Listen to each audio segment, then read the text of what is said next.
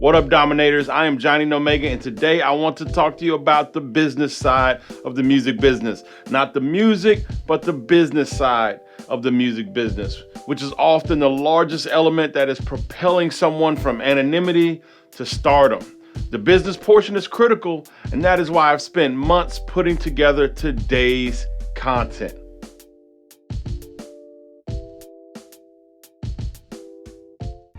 Okay. So today I want to talk to you about the moolah, the money, the ducats. I've been saying to look at your music as a product.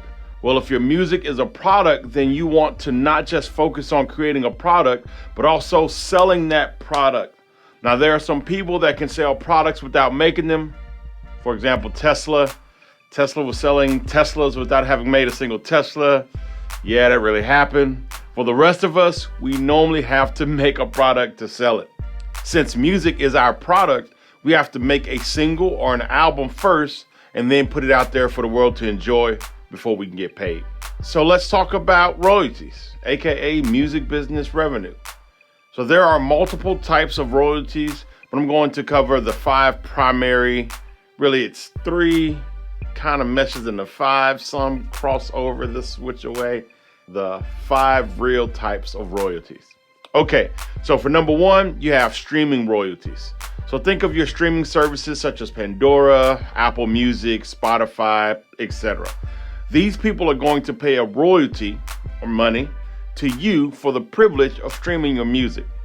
Now there are 2 different types they are going to pay you, and each platform gets to make up their own amounts. Yeah. They get to decide how much of the royalties and which royalty they pay you. Insane, I know. Confusing, yep, but sad and very true. Number 2 type of royalty we're going to talk about is digital performance royalties.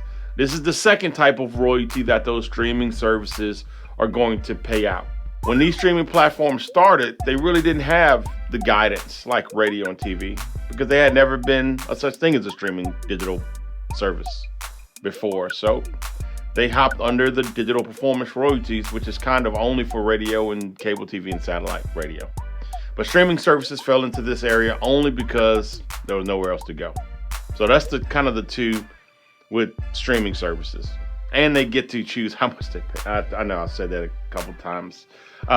So they were homeless and sad and really just trying to find their way. So they kind of fell into what they wanted to pay when they wanted to pay. And now they're giants and greedy and still don't pay the correct amount or what would be a respectable amount. Yeah. Anyway, just kidding. Pandora, don't stop streaming my music. Taylor Swift actually removed her music from certain platforms for this lack of payment guidance. Like they just, radio doesn't get away with it, TV doesn't get away, no one gets away with it but these streaming platforms. Anyway, moving on. Number 3 is sync licensing fees. Think of TV shows, movies, video games, anywhere where your music isn't played as the primary content. As in they're not listening to your music, more so your music is kind of the underlayment for whatever the main product is. Think of a soap commercial and your Rub Ducky song is playing in the background as the announcer pitches the primary product, which is the soap. Or think of a TV show, movie, or video game where the main product is, say, the video game, and your music is playing, in the background as the carjacker steals the Lamborghini. Yep, Grand Theft Auto, I'm talking to you. Yeah. The good news is that every time the carjacker puts the Lamborghini in drive and your song comes on, you get paid. Thanks, sync licensing fees. All right, number 4, public performance royalties. This is when your music is played in any place like a grocery store, a club, a concert. These are all considered public performances of your music and is considered something deemable to pay. So if someone is turning up at a concert and the DJ plays your music, or even at a restaurant or any public space, you get paid. And last but definitely not least is good old-fashioned hard sales mechanical royalties. This is when someone physically buys a CD, record, 8-track, 45, cassette, reel-to-reel with your song on it, which probably hasn't happened in the past decade plus, but it still exists and is another way for you to get paid. Okay, performance rights organizations. Where record labels normally collect mechanical royalties, a performance rights organization or pro will typically collect all of the other forms of royalties, all of those digital streaming royalties and sync licensing royalties, all that good stuff that we've been talking about. Pros like ASCAP and BMI, which are the two largest here in the States, are set up to monitor the airwaves and get information on who owes what and to whom. So who's been playing your music, what they've been playing, and then they collect these royalties on your behalf and pays out on a schedule multiple times a year for the rest of your life. Also, something to think about.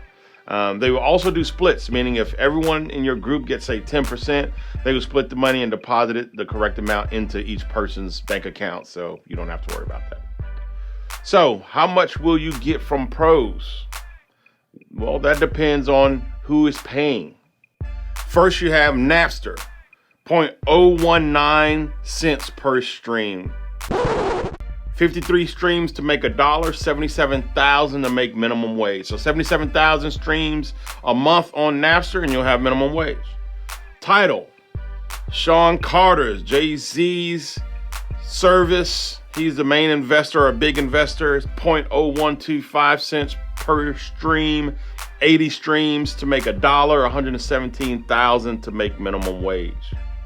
Apple, oh my goodness, the worst. 0.00735 cents per stream. 136 to make $1, 200,000 to make minimum wage. Come on, this isn't China, Apple. Google Play Music, 0.00676 cents per stream. 147 streams to make $1, 217,000 streams to make minimum wage. Deezer, these just get worse and worse. 0.0064 cents per stream, 156 streams to make $1, 230,000 streams to make minimum wage. Spotify, 336,000 streams to make minimum wage. You can read there, I'm kind of speeding up here. Amazon, 366,000 streams to make minimum wage. Pandora, 1.1 million streams to make minimum wage. And YouTube, 2.1 million streams before you could make minimum wage. So good job, Napster. Good job, Tidal. Apple, you could do better. Spotify, come on, dude. And YouTube. Well, this is on YouTube. Better not talk about YouTube before they block my video. Love the YouTubes. And now you see why I tell you to follow my ASAP cycle. Not to beat a dead horse, but to hit with a stick a couple more times. ASAP cycles work. It is the way to go. If you don't know what an ASAP cycle is, then you haven't signed up for my free course. For shame. Go to JohnnyNomega.com and sign up for it. Get the social media and all of the other videos in this free course. I think this is video like number 3. Get them all. It will bless your soul. Anyway, that's my video for today. And remember, in life, don't simply participate, try and dominate. Peace.